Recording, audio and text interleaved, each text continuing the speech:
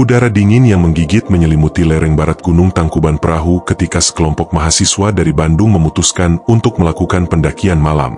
Mereka adalah 5 orang. Riko, pemimpin rombongan yang memiliki minat besar terhadap mitos Nusantara. Tami, seorang fotografer muda yang hobi mendokumentasikan tempat-tempat angker. Denny, yang skeptis terhadap hal mistis namun mengikuti karena ingin menantang adrenalin. Linda, sahabat dekat Tami yang dikenal sensitif terhadap halus. Dan Arif, pendiam namun religius, yang lebih banyak diam sejak perjalanan dimulai. Ini ide yang buruk, serius. Gumam Linda sambil memeluk jaketnya lebih erat. Katanya jalur ini udah lama ditutup. Justru itu, Lin. Riko menjawab dengan mata berbinar. Lereng barat ini belum banyak dijamah. Banyak cerita rakyat tentang tempat ini belum terungkap. Siapa tahu kita bisa nemuin sesuatu yang berharga. Tami memotret jalan setapak yang dikelilingi pohon pinus menjulang tinggi. Kabut turun perlahan seperti tirai yang membungkus dunia mereka, membuat cahaya senter menjadi satu-satunya penuntun. Suara burung malam dan serangga bersahutan di kejauhan. Tapi Linda merasa ada suara lain, bisikan samar di antara desir angin. "Tunggu, kalian dengar itu?" tanyanya pelan, membuat kelompok berhenti. Arif mengangguk perlahan, seperti orang menangis. "Mana ada," potong Denny. "Paling juga suara daun." Namun, Linda dan Arif tetap terlihat cemas. Mereka tahu suara itu bukan berasal dari hutan. Suaranya lirih, seperti perempuan menangis pelan. Semakin mereka diam, semakin jelas isaknya. "Kayaknya dari arah kiri," bisik Arif sambil menunjuk celah sempit antara 2 pohon besar yang seolah menjadi gerbang menuju area yang lebih gelap. "Jangan ke sana." Linda menahan tangan Riko. "Aku nggak enak hati. Energinya aneh." Riko menggeleng. "Justru itu menarik, Lin. Kita nggak akan terlalu jauh. Cuma mau lihat ada apa."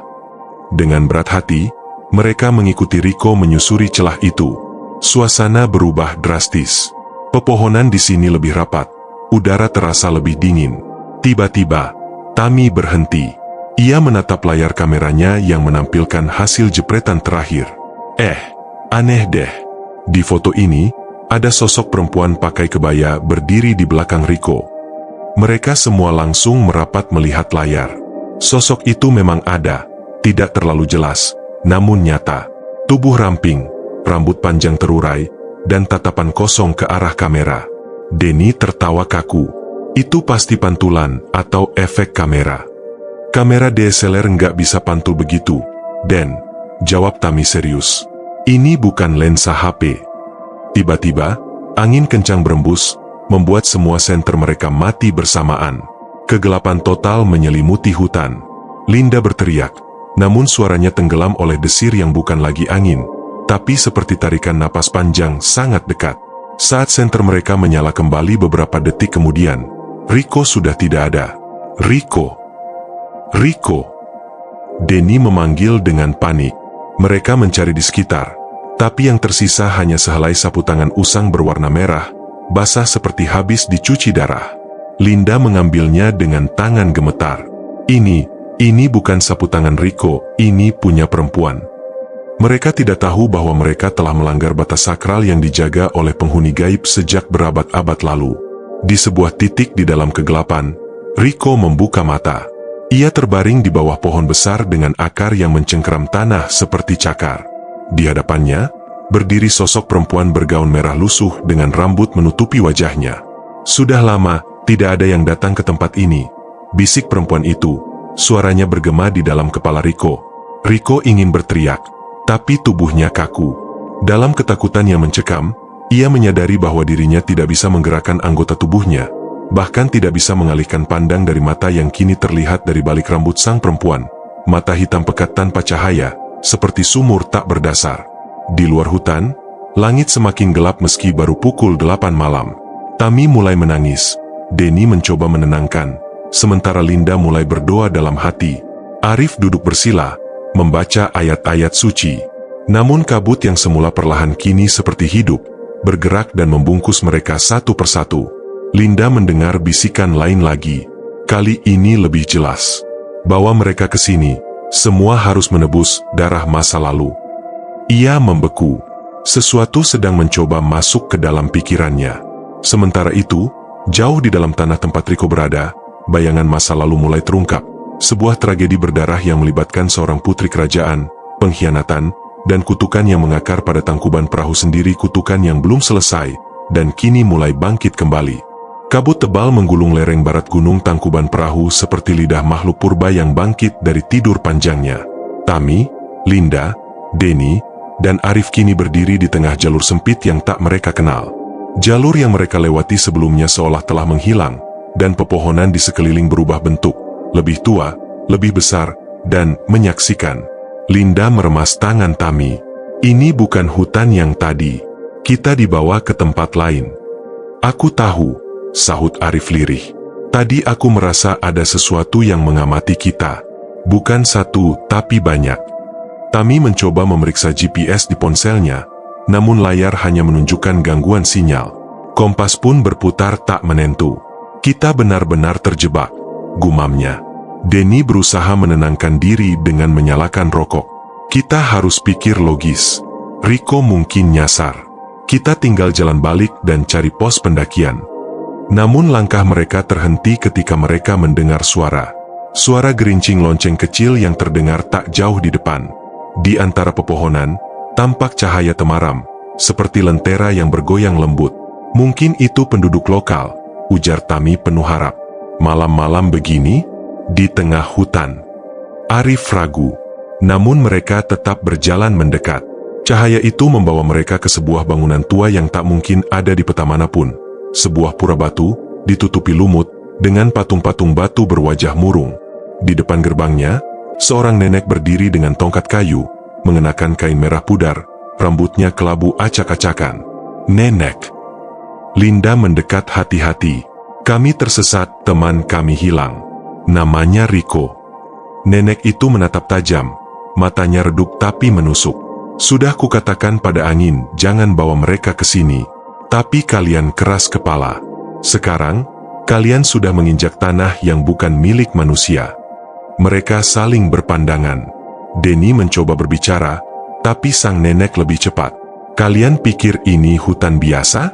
Ini tempat kutukan ditanam, tempat jiwa-jiwa tersesat tidak bisa pulang. Dan kalian adalah bagian dari naskah lama yang belum selesai ditulis. Arif maju. Apa maksud nenek?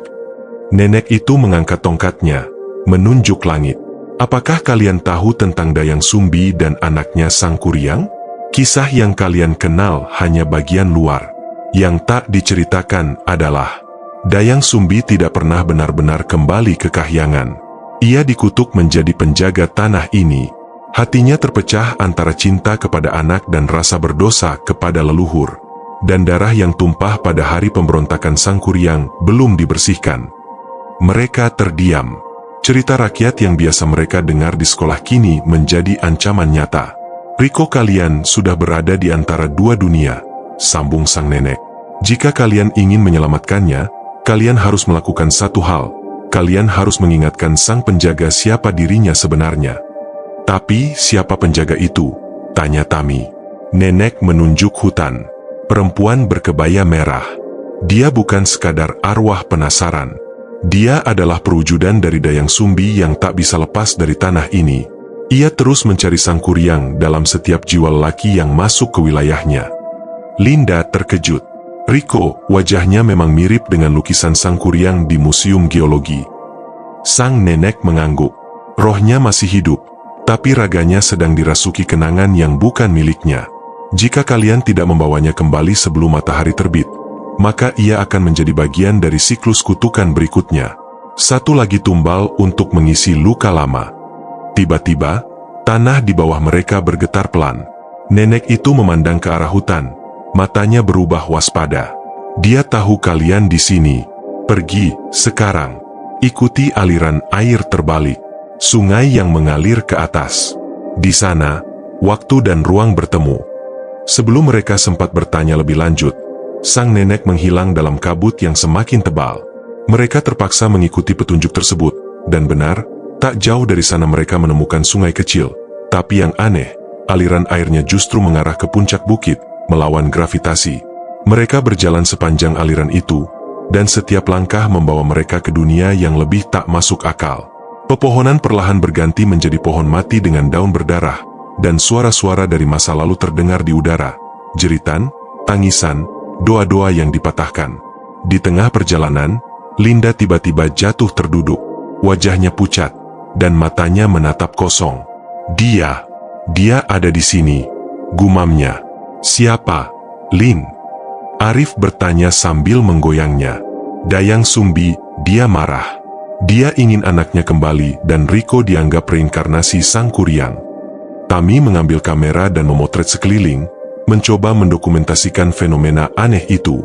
Tapi foto yang muncul di layar bukan pohon atau tanah, melainkan potret wajah Riko, tapi dengan tatapan kosong dan darah mengalir dari kedua matanya. Tiba-tiba mereka mendengar suara langkah berat dari belakang. Mereka berbalik serempak, dan dari kabut muncul Riko, berdiri kaku, wajahnya tanpa ekspresi. Namun yang membuat mereka mundur ketakutan adalah sosok perempuan di belakangnya, berkebaya merah, dengan rambut panjang menyapu tanah, dan wajah yang tampak familiar namun tua dan rapuh. Anakku, Sang Kuryang, akhirnya kembali. Riko, itu bukan ibumu. Tami berteriak, namun Riko tidak menjawab. Ia melangkah pelan ke arah perempuan itu, matanya seperti sedang bermimpi. Linda maju, menahan tubuh Riko. Riko, dengar aku. Kamu bukan dia. Kamu bukan Sang Kuryang. Ingat siapa kamu. Kamu mahasiswa. Kamu temanku. Riko menggigil. Air mata mengalir dari sudut matanya. Ia menatap Linda. Aku, di mana ini? Perempuan berkebaya merah menjerit keras. Suara itu membuat pohon-pohon mengguncang, dan tanah terbelah sedikit di kaki mereka. Jangan pisahkan aku dari anakku, teriaknya. Kalian pendosa, kalian semua akan mati di sini. Namun Arif mengangkat tangannya dan mulai membaca doa dengan suara lantang. Cahaya putih menyelimuti mereka, membuat sosok perempuan itu berteriak kesakitan dan perlahan menghilang dalam ledakan kabut tebal. Ketika semua menjadi sunyi, mereka mendapati diri mereka berdiri di dekat pos pendakian bawah. Waktu menunjukkan pukul 4.20 pagi. Riko terduduk, lemas, namun sadar sepenuhnya. Ia memegang tangannya, gemetar. Aku lihat semuanya. Aku berada di masa lalu. Aku adalah dia dan bukan dia. Seperti cermin. Mereka saling diam. Kabut perlahan menghilang, dan suara ayam hutan mulai terdengar. Namun tak satu pun dari mereka sadar bahwa dari balik pohon pinus, sepasang mata merah masih mengamati. Belum puas, belum selesai. Karena kutukan itu belum tuntas ditebus. Fajar mulai menyibak langit Tangkuban Perahu. Namun alih-alih memberikan ketenangan, sinar mentari pagi justru membuat suasana menjadi lebih ganjil. Kabut memang mulai surut, tapi udara tetap dingin dan berat, seolah hutan belum benar-benar mengizinkan mereka pergi. Kelima mahasiswa itu kini duduk di dekat pos bawah, di tepi hutan, menenangkan diri. Mereka kelelahan secara fisik dan mental. Riko diam membisu, memeluk lutut dengan pandangan kosong. Tangannya bergetar, bukan karena dingin, melainkan oleh ketakutan yang belum bisa ia ungkapkan. Tami memandang ke arah Linda. Dia masih aneh, seperti bukan Riko sepenuhnya. Linda mengangguk pelan. Aku tahu.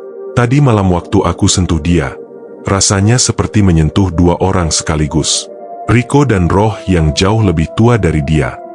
Denny menghela napas, masih sulit percaya dengan semua yang mereka alami.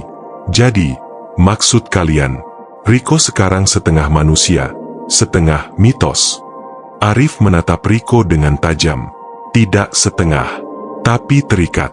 Ada jalinan roh yang belum putus. Kita memang berhasil menarik Riko keluar, tapi arwah Dayang Sumbi belum benar-benar menyerah. Riko akhirnya bicara, suaranya lirih. Aku lihat segalanya masa lalu itu. Bagaimana gunung ini bukan hanya saksi, tapi juga penjara. Ia melanjutkan, di dalam mimpiku, atau entah itu mimpi atau bukan, aku berada di kerajaan kuno. Ada istana megah yang berdiri di atas gunung, di tengah hutan yang rimbun dan subur.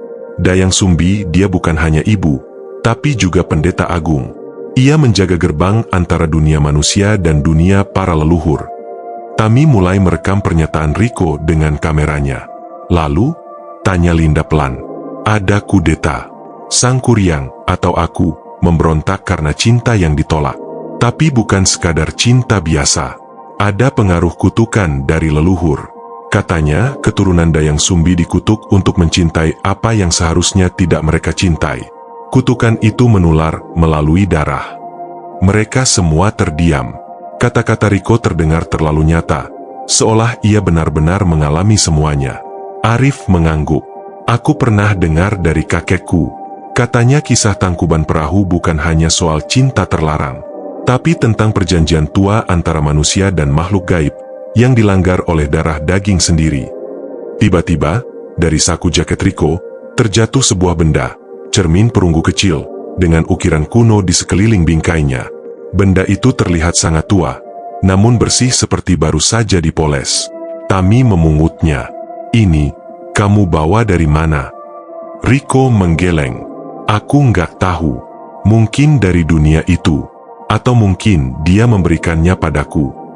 Linda mengambil cermin itu dan menatap pantulannya. Namun bukan wajahnya yang terlihat, melainkan gambaran sebuah ruangan kuno, dengan tembok batu dan lentera gantung yang berkedip. Di tengah ruangan itu berdiri perempuan berkebaya merah. Dayang Sumbi menatap langsung ke arah cermin, seperti tahu sedang diperhatikan. Dia bisa melihat kita, bisik Linda, melemparkan cermin itu ke tanah. Cermin itu tidak pecah, melainkan menyerap ke dalam tanah seperti tertarik oleh kekuatan tak kasat mata. Arif berdiri. Kita belum selesai. Ini belum berakhir. Denny tampak frustrasi. Kita udah lolos dari kematian, kenapa harus balik lagi? Arif menatapnya tajam. Karena kalau tidak, kita akan dihantui selamanya. Riko belum sepenuhnya bebas, dan kita semua sudah ditandai. Linda menunjuk ke pergelangan tangannya. Ada bekas luka samar yang seperti lambang kuno, muncul entah sejak kapan. Tami dan Denny juga memeriksa tubuh mereka, dan mendapati simbol yang sama di bagian tubuh berbeda. Tanda itu berbentuk seperti mata terbalik dengan sayap kecil di kiri dan kanan. Ini bukan sekadar pengalaman horor, ujar Arif. Ini perjanjian darah. Dengan terpaksa, mereka sepakat kembali, kali ini dengan tujuan berbeda, bukan sekadar mencari misteri, tapi mengakhiri kutukan. Siang hari mereka turun ke desa terdekat dan menemui seorang tetua adat bernama Ki Sumitra, yang dikenal sebagai penjaga cerita leluhur di kaki gunung. Pria tua itu langsung pucat saat melihat Riko. Kalian telah masuk ke jalur yang seharusnya dilupakan. Cermin itu adalah kunci yang hilang ratusan tahun. Apa itu sebenarnya, Ki? Tanya Arif. Ki Sumitra duduk perlahan, menarik napas berat. Cermin itu milik Dayang Sumbi. Ia bukan manusia biasa. Ia penjaga batas antara dunia nyata dan alam para roh. Tapi karena cinta dan pengkhianatan darahnya sendiri, ia jatuh dari kemuliaannya dan dikutuk menjadi arwah penjaga gunung. Dan Sang Kuryang? Tanya Riko. Anak yang dikutuk menjadi lingkaran waktu. Setiap 100 tahun, rohnya akan bereinkarnasi. Dan setiap kali, Dayang Sumbi akan mencoba mengambilnya kembali, berharap bisa memperbaiki masa lalu. Tapi takdir berkata lain. Mereka semua terdiam. Semua yang terjadi mulai masuk akal, tapi juga semakin menakutkan. Lalu bagaimana cara memutus siklus itu? Tanya Linda. Ki Sumitra memandang Riko dalam-dalam. Hanya orang yang menjadi Sang Kuryang yang bisa memutuskan. Tapi itu harus dilakukan di Telaga Keramat di dalam kawah Tangkuban Perahu. Di sana, waktu tidak linear. Di sana, semua roh berkumpul.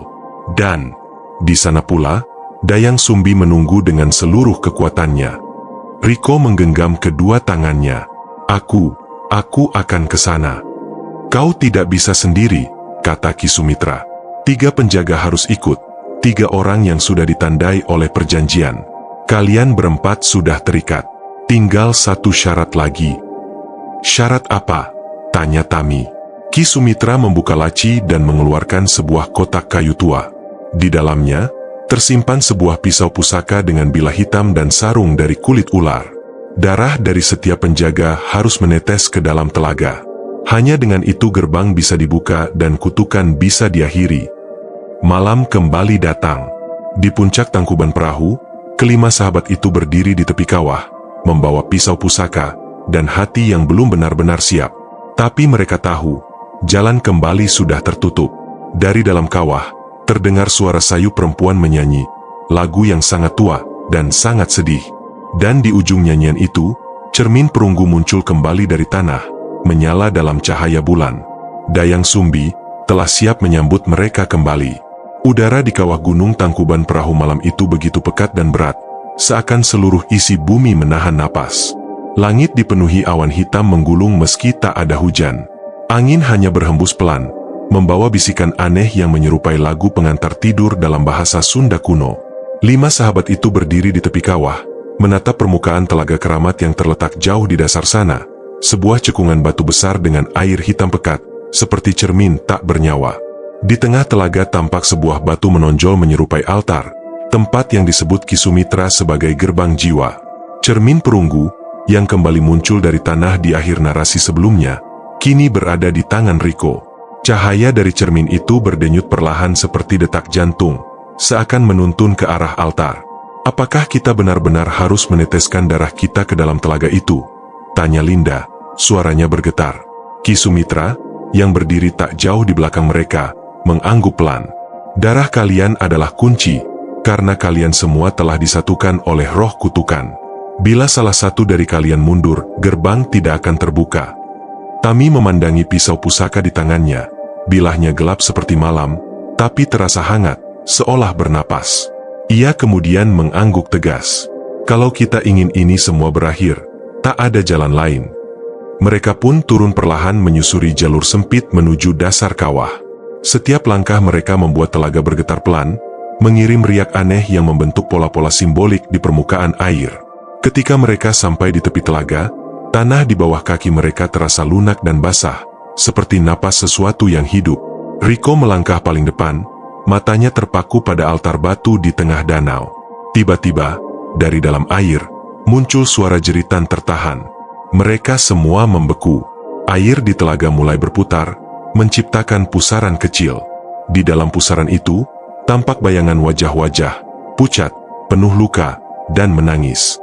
Mereka bukan hanya roh, tapi korban-korban masa lalu yang terjebak di dalam kutukan yang sama. "Orang-orang yang dulu pernah terikat seperti kita," bisik Arif. Ki Sumitra mengangkat tangannya dan mulai membaca mantra dalam bahasa Sunda kuno. "Buka gerbang antara nyata dan semu. Biarkan kebenaran lama menampakkan diri, agar warisan kutukan tak berulang." Pada akhir mantra, Riko mengangkat cermin perunggu dan meletakkannya di permukaan telaga. Cermin itu langsung tenggelam, tapi air di sekelilingnya menjadi bercahaya, membentuk jalur ke altar. "Ayo," ujar Riko, "saatnya."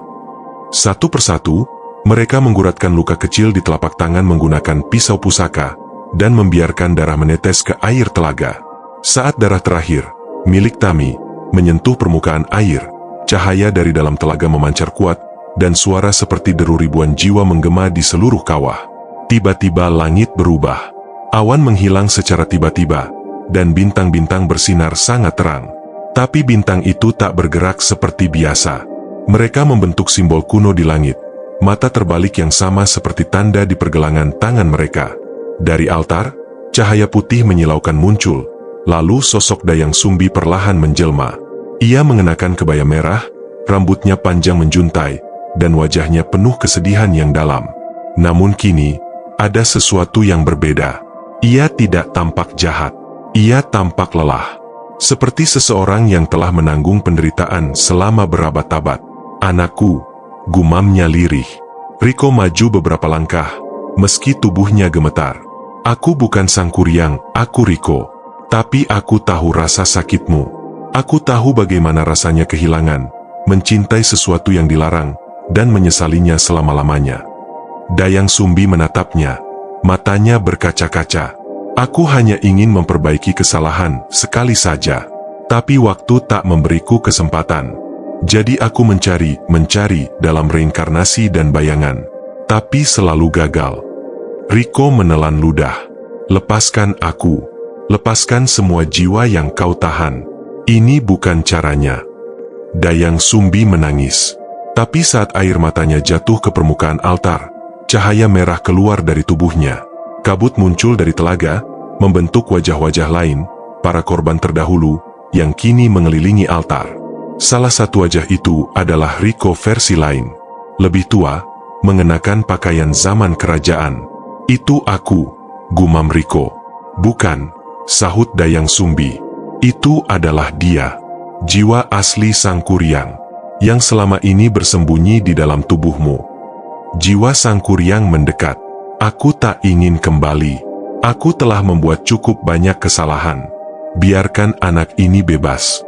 Dayang Sumbi memejamkan mata. Angin berembus keras. Jiwa-jiwa lain mulai memudar satu persatu.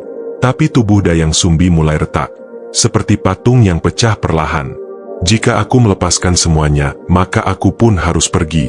Selamanya." Linda maju. "Itu bukan akhir, Dayang Sumbi. Itu pembebasan." Perempuan itu tersenyum. Untuk pertama kalinya, ia lalu memandang anaknya. "Terima kasih, karena akhirnya aku diingat bukan sebagai kutukan, tapi sebagai ibu yang pernah mencintai." Dengan satu pelukan simbolik ke arah roh Sang Kuryang, tubuh Dayang Sumbi berubah menjadi cahaya, lalu meledak dalam pusaran angin lembut yang naik ke langit. Bersamaan dengan itu, semua jiwa yang terperangkap ikut menghilang, dan telaga kembali tenang. Cermin perunggu muncul kembali di atas altar, tapi kini permukaannya kosong. Tak ada bayangan, tak ada pantulan, hanya benda mati. Pagi menjelang. Langit di atas tangkuban perahu cerah untuk pertama kalinya sejak mereka datang. Tak ada kabut, tak ada suara roh, hanya udara segar dan sinar mentari. Kelima sahabat itu kembali ke bibir kawah. Tanda di pergelangan tangan mereka perlahan memudar, meninggalkan kulit bersih tanpa bekas. Riko menatap ke arah hutan. "Aku masih bisa mengingatnya, tapi rasanya seperti kenangan orang lain." "Karena kamu sudah bebas," ujar Tami. Ki Sumitra tersenyum. "Kalian telah melakukan apa yang tak bisa dilakukan oleh siapapun dalam 100 tahun terakhir. Kutukan itu sudah berakhir." Namun saat mereka turun dari gunung, angin kembali berhembus pelan. Di sebuah batu besar di sisi jalur, muncul retakan kecil. Dari dalamnya, mata merah samar kembali terbuka, hanya sebentar, lalu menghilang. Sebab dalam dunia roh, tak ada yang pernah benar-benar berakhir. 3 bulan telah berlalu sejak kejadian di Telaga Keramat. 5 sahabat itu telah kembali ke kehidupan masing-masing, tetapi tak satu pun dari mereka bisa benar-benar kembali menjadi orang yang sama. Mereka telah menyingkap batas antara dunia, membebaskan jiwa-jiwa kuno, dan menutup lembaran kutukan yang diwariskan turun-temurun. Riko kini tinggal di Bandung, mencoba menata ulang hidupnya. Ia kerap melamun saat hujan turun atau saat angin berembus dari arah utara. Ada sesuatu dalam dirinya yang berubah. Ia lebih tenang, lebih dewasa, seolah membawa serpihan jiwa-jiwa masa lalu yang telah berpulang. Ia mulai menulis sebuah buku, kisah tentang Tangkuban Perahu, tapi bukan versi legenda biasa. Ia menuliskannya dari sudut pandang orang pertama, dari dalam jiwa Sang Kuryang, dari pelukan rindu Dayang Sumbi, dan dari pandangan dunia gaib yang hanya sedikit orang pernah lihat. Tami kembali kuliah dengan semangat baru. Ia menyusun dokumenter berdasarkan rekaman-rekaman yang ia bawa dari gunung. Namun ketika ia mencoba memutarnya kembali, suara-suara aneh masih tersisa dalam rekaman. Suara lagu dalam bahasa Sunda kuno, bisikan yang menyebut nama-nama mereka, dan tawa perempuan dari balik kabut. Ia belum berani mengedit dokumenter itu, tapi ia tahu, suatu hari, cerita itu harus dibagikan. Di sisi lain, Linda memutuskan kembali ke desa Ki Sumitra. Ia ingin belajar lebih dalam soal mistisisme Sunda, terutama peran perempuan dalam ritual-ritual tua. Ia merasa terpanggil, bukan oleh trauma, tapi oleh sesuatu yang lebih besar. Sejak ia memegang cermin perunggu itu, ia kerap bermimpi tentang ruangan batu besar dengan lentera gantung, dan suara perempuan yang membisikkan mantra. Ki Sumitra menyambutnya dengan hangat. "Mungkin kau adalah penjaga baru. Setiap peristiwa besar akan melahirkan penerus." Dayang Sumbi telah pergi, tapi penjaga gerbang tak pernah bisa benar-benar hilang. Linda tak menanggapi dengan kata-kata. Ia hanya menunduk pelan, menyadari bahwa warisan spiritual kadang datang tanpa dipilih, namun harus dipeluk dengan tanggung jawab. Denny dan Arif, yang sebelumnya paling skeptis, kini menjadi sahabat paling rajin mengunjungi candi, gunung, dan situs-situs spiritual lainnya. Mereka seperti tak bisa lepas dari rasa penasaran akan dunia gaib. Dalam salah satu perjalanan ke Candi Suku di Jawa Tengah, Denny melihat sebuah relief batu yang membuat darahnya membeku. Ukiran sosok wanita berkebaya, mengangkat cermin ke langit, dikelilingi oleh 5 sosok lain yang tak memiliki wajah. Saat ia bertanya pada juru kunci, lelaki tua itu hanya berkata, "Itu relief yang belum pernah dimengerti. Konon, itu menggambarkan penyegel gerbang langit. Mereka hanya muncul sekali dalam 100 tahun. Arif dan Denny saling berpandangan. Mereka tahu, itu bukan kebetulan. Suatu malam, Riko menerima paket tanpa nama pengirim. Di dalamnya hanya ada satu benda, cermin perunggu, yang dulu mereka tinggalkan di altar Telaga Keramat. Namun kini, cermin itu retak, dan permukaannya buram. Tapi anehnya, saat Riko menyentuhnya, bayangan Dayang Sumbi muncul samar. Ia tidak berbicara. Ia hanya menatap. Lama, dalam, lalu perlahan menghilang, meninggalkan satu kata yang terukir di permukaan retaknya. Ingat, ingat. Riko menyentuh tulisan itu dan merasa sesuatu mengalir dalam dirinya. Sebuah kesadaran yang menembus ruang dan waktu. Ia menyadari, kutukan itu memang telah diputus. Tapi kisahnya tak boleh hilang. Sebab ketika manusia lupa, sejarah kembali berulang dan gerbang akan terbuka lagi. Beberapa tahun kemudian, sebuah kejadian ganjil terjadi. Seorang pendaki tersesat di Gunung Tangkuban Perahu. Ia ditemukan oleh warga sekitar, berjalan tanpa arah dengan mata kosong dan tubuh penuh tanah. Ia terus mengulang kalimat yang sama. "Perempuan berkebaya merah memanggilku. Katanya aku harus menyelesaikan yang belum selesai. Katanya darahku sama." Tim medis menyatakan pria itu mengalami disosiasi ekstrim. Namun hasil tes DNA yang kemudian diambil karena kasusnya masuk ranah medis nasional menyatakan sesuatu yang mengejutkan. Ia memiliki ikatan darah jauh dengan Riko. Di waktu yang hampir bersamaan, kamera drone milik komunitas pendaki merekam sesuatu yang tak bisa dijelaskan. Di atas kawah, di tengah kabut tebal, muncul bayangan seorang wanita berdiri di atas altar batu, memegang cermin dan memandang ke langit malam. Gambar itu hanya muncul selama 3 detik, lalu menghilang. Namun saat diperbesar dan difilter secara digital, terlihat bahwa wanita itu bukan Dayang Sumbi. Wajahnya muda, dan sangat mirip dengan Linda. Cerita mereka memang berakhir. Tapi warisan Tangkuban Perahu belum selesai. Sebab dalam dunia yang membatasi nyata dan gaib, tidak ada akhir. Hanya perputaran. Seperti kapal yang tak pernah selesai dibalik. Seperti cinta yang tak pernah selesai dijelaskan.